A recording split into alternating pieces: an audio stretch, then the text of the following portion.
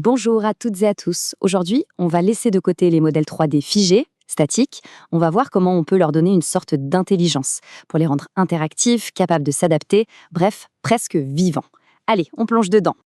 Alors, avant d'entrer dans le comment du pourquoi, je vous propose de commencer par le résultat. Un peu comme un bon tour de magie, on admire l'effet, l'illusion, et seulement après, on découvre l'astuce. Prenez cette armoire par exemple.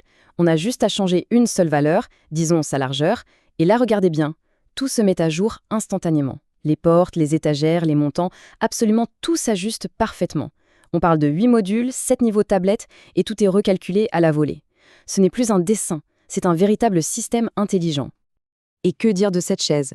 C'est un seul et même composant, mais il est plein de surprises. D'un clic, on change de modèle, on change la couleur, et, encore plus fort, on peut même faire apparaître aléatoirement des personnages différents assis dessus. Résultat, une scène n'est jamais vraiment la même. Alors forcément, la question qui vient tout de suite, c'est comment un simple modèle 3D peut faire tout ça tout seul? Quelle est la mécanique qui se cache derrière cette incroyable flexibilité?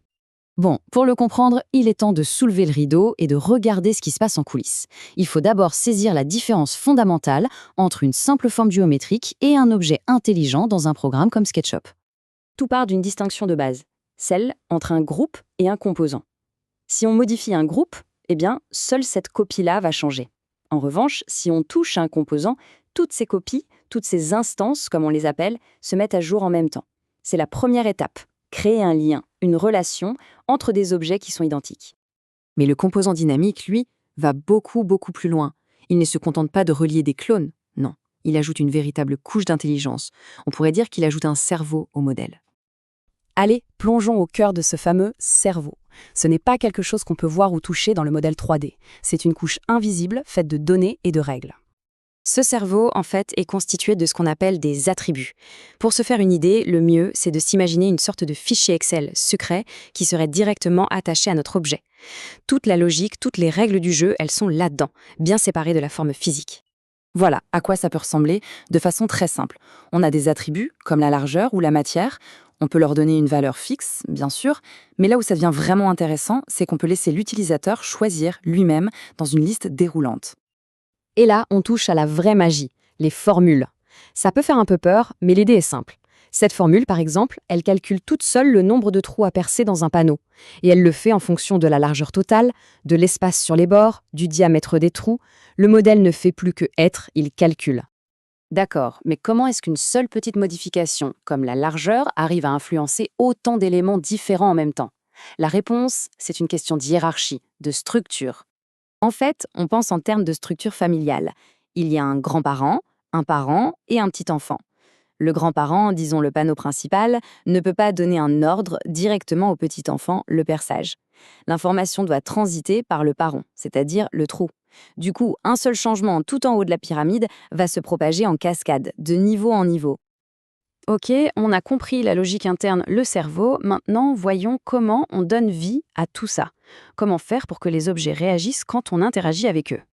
L'attribut qui change tout ici, c'est le on-click. C'est ni plus ni moins qu'un bouton invisible qu'on peut programmer sur n'importe quel composant.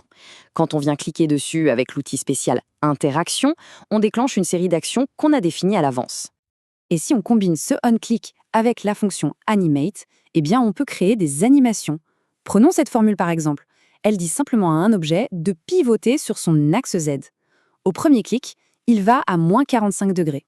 Au deuxième clic, il continue jusqu'à moins 90. C'est exactement comme ça qu'on anime l'ouverture d'une porte, tout simplement. Une autre fonction super utile, Run Between. Son rôle? Choisir un nombre entier, au hasard, entre un minimum et un maximum qu'on lui donne. Par exemple, un chiffre au pif entre 1 et 10. Et voilà, la boucle est bouclée. C'est exactement grâce à cette fonction Run Between que notre chaise du début peut choisir au hasard quel personnage afficher. En gros, chaque personnage est associé à un numéro et la fonction tire un numéro au sort à chaque fois. Magique, non? Mais attention, tout ça, ce n'est pas juste un gadget pour faire de jolies animations. La vraie force de ces modèles intelligents, elle se révèle quand on passe du virtuel au monde réel, dans la fabrication. Le point clé à retenir, c'est celui-ci. Toute cette intelligence qu'on a mise dans le modèle, elle a un but très pratique.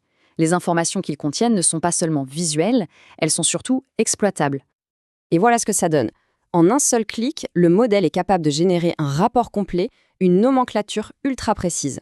Comme il sait exactement de quoi il est fait, il peut lister chaque pièce, son repère et surtout la quantité exacte qu'il faudra pour la construction. C'est ça, le pont ultime entre le design sur l'ordinateur et la production à l'atelier. On ne se contente plus de dessiner un meuble, on configure un produit qui est déjà prêt à être fabriqué. On termine donc sur cette réflexion. À partir du moment où nos outils de conception ne sont plus de simples crayons, mais de véritables partenaires intelligents, quelles sont les nouvelles limites de ce qu'on peut imaginer et surtout de ce qu'on peut construire? La question reste ouverte.